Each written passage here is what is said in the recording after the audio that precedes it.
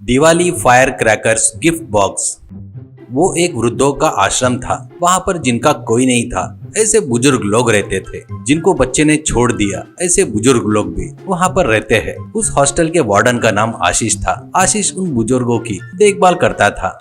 वहाँ के बुजुर्गों को आशीष बहुत पसंद था। उसको अपने खुद का लड़का मानते थे।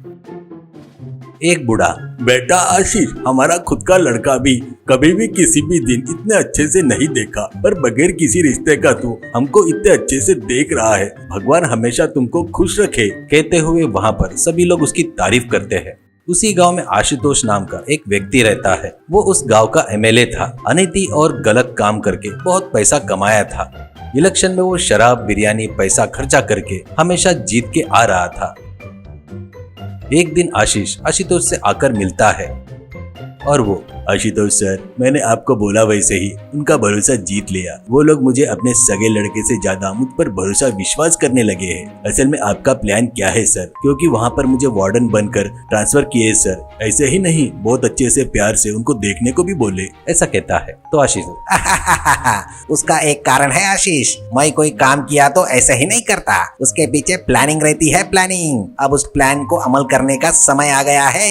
ऐसा कहता है आशीष। प्लान? क्या प्लान है सर? वो उन बूढ़ों से आपको क्या काम है? ऐसे कहता है तो आशुतोष। उन बूढ़ों से काम नहीं है। वो लोग जिस जगह पर रह रहे हैं ना, उससे साफ साफ बताता हूँ सुन। वो एक सरकारी वृद्धाश्रम है ना, उसे गांव के बाहर करके एक समय में वो जगह उनके लिए दिए, पर अभी गांव बढ़कर गांव में वो मिल गया है। अब उसकी कीमत 100 करोड़ों में है। वो जगह दबाने के लिए ही ऐसा प्लान बनाया हूँ। ऐसा कहता है तो आशीष। सर, सरकारी जमीन को आप कैसे दबाएंगे सर? ऐसा कहता है तो आशुतोष। उसके लिए एक रास्ता है। वो जगह जब दिए थे ना, तो सरकार ने एक जियो पास किए थे। वो क्या है बोले तो, वहाँ पर रह रहे बुजुर्गों को कभी भी वहाँ पर रहने में तकलीफ हो रही होगी तो वो लोग सब लोग मिलकर सरकार को एक अर्जी दिए तो सरकार उनको दूसरी जगह देकर वो जगह की नीलामी करेगी। ऐसा कहता है तो आशीष। ओहो, बढ़िया प्लान बनाए सर। यानी आप उन बुजुर्गों को बगैर पता चले उनको विश्वास में लेकर उनकी साइन लेकर सरकार को देंगे, है ना? ऐसा कहता है तो आशुतोष। सही बोला। सरकार उनको जगह देगी या नहीं, अपने को कुछ भी उससे लेना देना नहीं है। पहले उनको वहाँ से भगाकर उस जगह की नीलामी करवाऊंगा और नीलामी में वो जगह मुझे ही मिलना करके उसकी तैयारी मैंने बहुत पहले से करके रखा है। इसके पीछे बहुत बड़े बड़े लोग हैं। ऐसा कहता है आशीष। तो फिर मैं उन बुजुर्गों का साइन लेकर लाऊं क्या सर? ऐसा कहता है आशुतोष। नहीं, वो काम तूने किया तो तेरे पे शक होगा। उसके लिए मैंने एक आदमी को सेट किया है। उसका नाम मुकेश है। कल वो दिवाली में वहाँ पर आकर उनको Diwali fire crackers, gift box, sweet box देकर उनसे मिलेगा। तो तू क्या करेगा बोले तो? ऐसा बोलकर क्या करना है करके बताता है। इसके लिए आशीष ठीक है कहता है। अगले दिन आशीष सभी बुजुर्गों को बुलाकर, अपने लिए एक स्पेशल गेस्ट आने वाले हैं। वो बहुत बड़े आदमी है, बहुत बड़े करोड़पति है, पर वो एक अनाथ है। इसलिए अनाथ बोले तो उनको बहुत प्यार है। उनकी 1000 करोड़ की संपत्ति है, पर उनको समाज सेवा करना बहुत पसंद है, उनकी जान है। उनको अपने आश्रम के बारे में पता चलकर मुझे फोन किए, कल दिवाली पर आकर तुम सबको गिफ्ट देंगे, ऐसा बोल रहे थे। ऐसा कहता है। वो सुनकर सभी बुजुर्ग लोग तालियां बजाते हैं।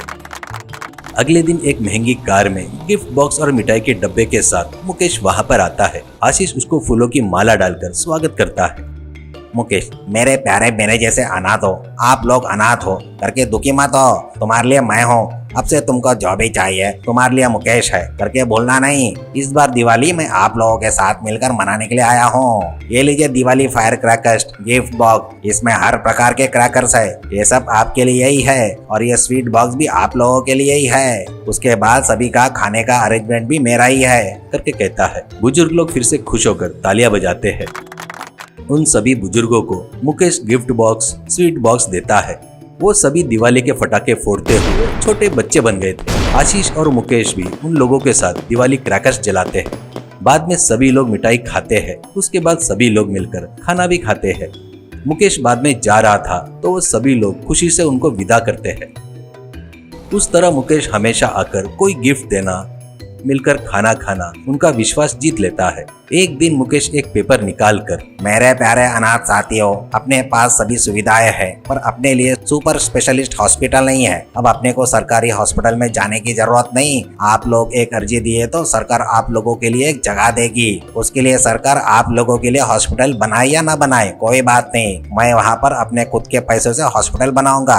आप लोगों के लिए बनाऊंगा। बोलो क्या बोलते हो? हॉस्पिटल की जगह के लिए इस पेपर पर साइन करना होगा, ऐसा कहता है। तो सभी बुजुर्ग खुश होकर पेपर के ऊपर साइन करने के लिए जा रहे थे।